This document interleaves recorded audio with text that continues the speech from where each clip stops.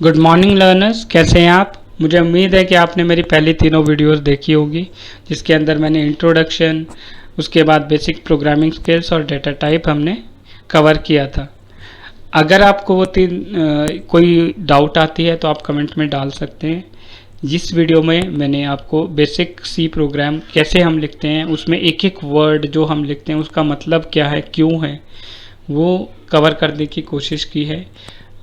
काफ़ी लोगों को हो सकता है कि ये चीज़ें पता हो, लेकिन फिर भी मैं रिक्वेस्ट करूँगा एक बार वीडियो को गो थ्रू करें, क्योंकि इसमें वो बेसिक डिटेल्स हैं जो हम जनरली स्किप कर देते हैं और हम कहीं ना कहीं प्रोग्रामिंग एरर कर बैठते हैं। उसके अलावा प्लेसमेंट एग्ज़ाम में और आपके गवर्नमेंट या नेट के एग्ज़ाम्स में भी ये ऐसी चीज़ें हैं जो हम जनरली जब प्रिपेयर करते हैं तो स्किप कर देते हैं और कहीं ना कहीं गलती कर बैठते हैं। तो देखिए पूरी वीडियोस और अपने कमेंट ज़रूर डालिएगा। चलिए स्टार्ट करते हैं बेसिक सी प्रोग्राम। सबसे पहले अगर हम स्टार्ट करें तो फर्स्ट लाइन यहाँ पे देखिएगा, हैश इंक्लूड stdio.h।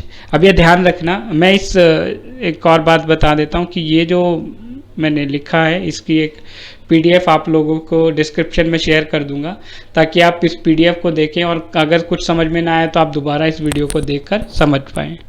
तो यहाँ पर एक एक वर्ड जो हम एक एक पॉइंट जो हम लिख रहे हैं उसका मतलब समझते हैं। सबसे पहले हैश। हैश क्या होता है? Hash is a pre processor, that is कुछ भी प्रोसेस होने से पहले इसे प्रोसेस किया जाएगा। क्यों किया जाएगा? ताकि कंपाइलर को पहले से पता हो कि वो क्या प्रोसेस करना चाहता है। अब एक छोटा सा एग्जांपल लेके देखिए, अगर आप आप चाइनीज़ में बात करना चाहते हैं, ठीक है ना, तो चाइनीज़ या इंग्लिश में बात करना चाहते हैं तो आपको इंग्लिश आनी चाहिए। That is it must be processed inside you first, आपके अंदर पहले वो होनी चाहिए। तो ऐसे ही हमारे कंप्यूटर में भी है कि हमें अगर कुछ एक्शन परफॉर्म करना है तो पहले उसे पता होना चाहिए वो एक्शन क्या है, कहाँ से होगा, तभी हम उसे परफॉर्म कर पाएंगे। तो इसलिए प्री प्रोसेसर होता है। मैक्रोज अगर हम बहुत डिटेल की बात करें तो हैश जो है मैक्रो डेफिनेशन के टर्म्स में भी आता है, ठीक है ना, तो हम वहाँ नहीं जाते हैं। तो हैश देन एक कमांड होती है इंक्लूड, इनके अंदर hash define, hash if and if बहुत सारी चीज़ें होती हैं, तो यहाँ उनमें से एक कमांड है इंक्लूड। इंक्लूड क्या करता है? इंक्लूड एक फाइल को इंक्लूड करता है प्री प्रोसेसिंग के लिए, मतलब सबसे पहले उस फाइल को प्रोसेस करेगा। वो फाइल कौन सी है उसका नाम हमने यहाँ पर दे दिया stdio.h। stdio मतलब स्टैंडर्ड इनपुट आउटपुट और .h का मतलब हेडर फाइल। हेडर फाइल मतलब वो फाइल जो हेडर मतलब सबसे पहले यूज़ की जाए। तो प्री प्रोसेसिंग के लिए स्पेसिफिक फाइल्स बनती हैं जिन्हें हम हेडर फाइल बोलते हैं। एक और पॉइंट नोट करने वाला क्या है कि यहाँ पर हमने लिखा है एंगल्ड ब्रैकेट हमने यूज़ किए हैं। एंगल्ड ब्रैकेट और एक डबल कोट्स भी हम यूज़ करते हैं जनरली, वो हम यूज़र डिफाइंड जब हेडर फाइल बनाते हैं उसके लिए करते हैं। तो हम एक स्पेसिफिक वीडियो बनाएंगे इसको क्लियरली एक्सप्लेन करने के लिए, कॉम्प्लिकेट ना करते हुए हम इन चीज़ों को डिस्कस ना करें। बस मैं एक आइडिया दे रहा था कि आपके दिमाग में कोई क्वेश्चन आए तो हम उसको कैटर कर पाएँ पहले ही। देन सेकेंड लाइन है हैश इंक्लूड conio.h। कॉनियो का मतलब होता है कंसोल इनपुट आउटपुट। चलिए स्टैंडर्ड इनपुट आउटपुट का मतलब है जो भी स्टैंडर्ड इनपुट आउटपुट डिवाइस पर एक्शन परफॉर्म होगा, that all functions are included in stdio.h। Standard input output होता क्या है? बेसिकली आपका keyboard is standard input device and आपका monitor is standard output device, ठीक है। तो इन कीबोर्ड और मॉनिटर के बीच में जो भी होगा वो सारे फंक्शंस इसके अंदर डिफाइंड है। दूसरा है कंसोल इनपुट आउटपुट। कंसोल का मतलब होता है आपके जनरली आउटपुट स्क्रीन, ठीक है ना। आउटपुट स्क्रीन पर आपको कोई इनपुट देना है या वहाँ पर कोई आउटपुट चाहिए तो उसके लिए हम यूज़ करते हैं conio.h। जैसे आप सिंपल सा एग्जांपल है, आप गेम खेलते हैं तो आप मूवमेंट कराने के लिए कोई भी ऑब्जेक्ट को अपनी कीज को आगे पीछे करते हैं और उसी के रिस्पॉन्स में आपका जो भी ऑब्जेक्ट है वो आगे पीछे मूव करता है। तो आपने जो कीज से इनपुट दिया दैट इज इनपुट, और जो स्क्रीन पे आगे पीछे हुआ दैट इज आउटपुट। तो इसी तरीके से और बहुत सारे जो इनपुट आउटपुट फंक्शंस हैं that are all defined inside your conio.h। Next is main. ये बहुत इंपॉर्टेंट है। मेन जो है मेन फंक्शन बेसिकली जो आपके कर्व ब्रैकेट्स होते हैं, ये डिनोट करते हैं फंक्शंस को। तो मेन बहुत इंपॉर्टेंट है। क्यों? क्योंकि ये एक ऐसा पॉइंट है जहाँ से आपकी एक्चुअल प्रोग्रामिंग शुरू होती है। ठीक है, जैसे आप बाइक हैं, बाइक का जो इग्निशन है उसके बिना आप बाइक में कुछ भी लगा लें, आप सैडल बैग लगा लें, आप बहुत अच्छे हैंडल बार्स लगा लें, कुछ भी लगा लें, आप म्यूज़िक सिस्टम लगा लें, लेकिन जब तक वो इग्निशन से स्टार्ट नहीं होगा तब तक उसका कोई फ़ायदा नहीं है। जब तक आप उसे चलाएंगे नहीं उसका कोई फ़ायदा नहीं है। ठीक है ना?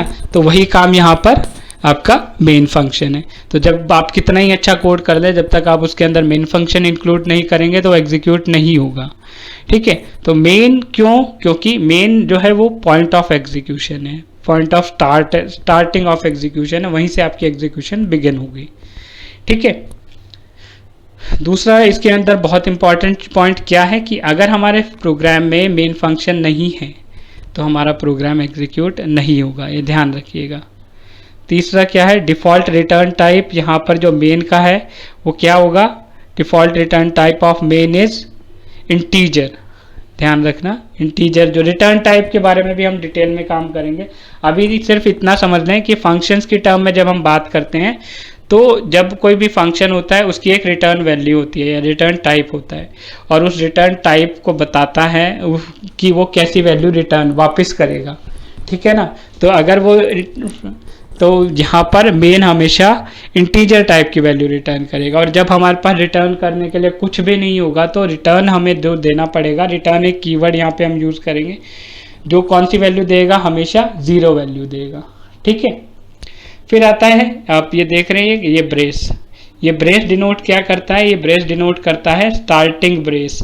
एक जो कोई भी आपका फंक्शन है या कोई भी स्ट्रक्चर है, ठीक है, या कोई पर्टिकुलर किसी भी ब्लॉक की बिगिनिंग, ठीक है ना, 2 ब्रेस होते हैं, एक बिगिनिंग और एक एंडिंग ब्रेस।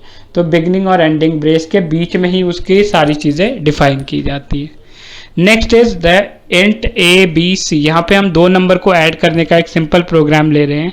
ऑल दो हेलो वर्ल्ड वगैरह मैं यूज़ कर सकता था, लेकिन उसमें कई चीज़ें छूट जाती, तो बेटर है कि ऐसी चीज़ एक प्रोग्राम में आपको वो चीज़ें बता दूं कि वो दोबारा मुझे अलग से एक वीडियो ना बनानी पड़े सेम चीज़ के लिए। तो इंट ए बी सी हमने यहाँ पे 3 वेरिएबल लिए जिसका टाइप इंटीजर है। अब एक पॉइंट बहुत इंपॉर्टेंट है, वो ध्यान रखिएगा, सी के अंदर dynamic initialization of variable is not allowed. ये एक डिफरेंस है सी और सी प्लस प्लस में। इसका मतलब क्या है कि जितने भी वेरिएबल डिक्लेरेशन होंगे जस्ट आफ्टर मेन आपको करने पड़ेंगे आपके प्रोग्राम में इन सी के अंदर। ठीक है ना, सी के अंदर ये, ठीक है। तो this is variable declaration.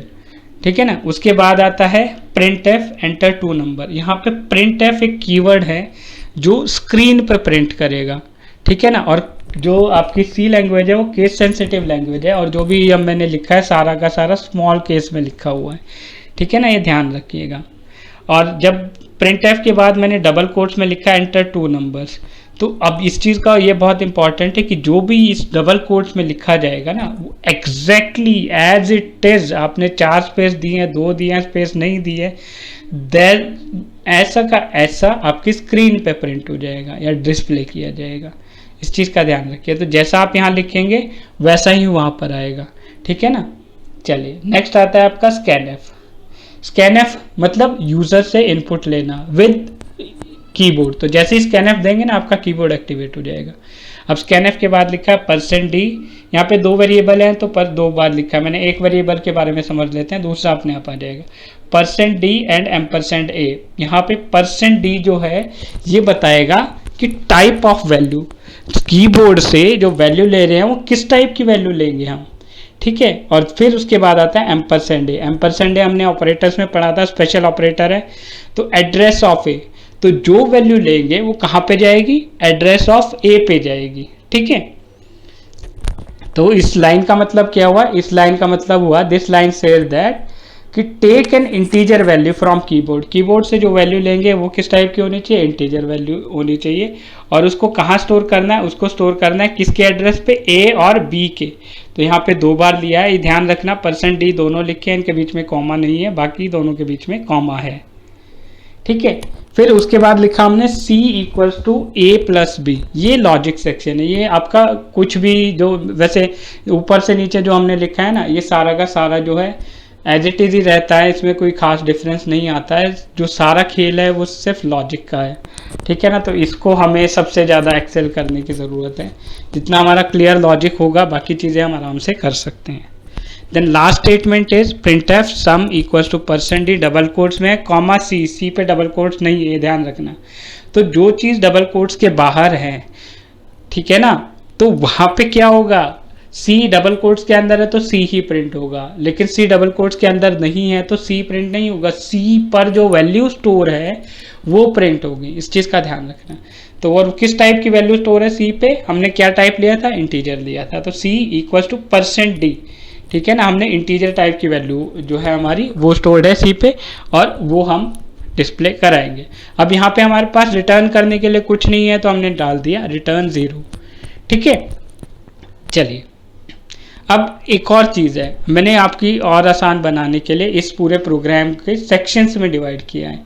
Sections में कैसे डिवाइड करा है शुरू से देखेंगे तो यहाँ जो फर्स्ट सेक्शन है आपका, this is #include studio.h and #include corner.h, this is first section. ये कोई स्टैंडर्ड नहीं है, ये मैंने आपको समझाने के लिए किया है, ठीक है ना। अब इनको समझिए, फिर मैं इसके बारे में बताता हूँ कि मैंने क्यों किया है। First is your header file inclusion या हेडर फाइल इंसर्शन। तो यहाँ पे जितनी भी हेडर फाइल हम स्टार्टिंग में ही लेते हैं तो वह यहाँ पर हमने इंक्लूड कर दी। सेकेंड है हमारा मेन, यहाँ पे हमारा मेन फंक्शन आ जाएगा। ऑल दो मेन हम हटा सकते हैं क्योंकि generally that is dependent on हमारा रिक्वायरमेंट कि मेन अभी लेना है बाद में लेना है। थर्ड है हमारा वेरिएबल डिक्लेरेशन, ये इंपॉर्टेंट है कि मेन के बाद या कोई भी फंक्शन हम यूज़ करते हैं उसके अंदर फर्स्ट लाइन हमेशा सारी जो होती है हमारी वेरिएबल डिक्लेरेशन की होती हैं, और जितने भी वेरिएबल हैं वो इस पॉइंट पे डिक्लेयर किए जाते हैं, ठीक है। ये आप वर्जन टू वर्जन डिपेंड करता है, लेकिन मैं आपको स्टैंडर्ड टर्म की बात करूँ जो हमने सीखना है कि C और C++ में जब जो बेसिक डिफरेंस होता है वो ये भी होता है, ठीक है ना।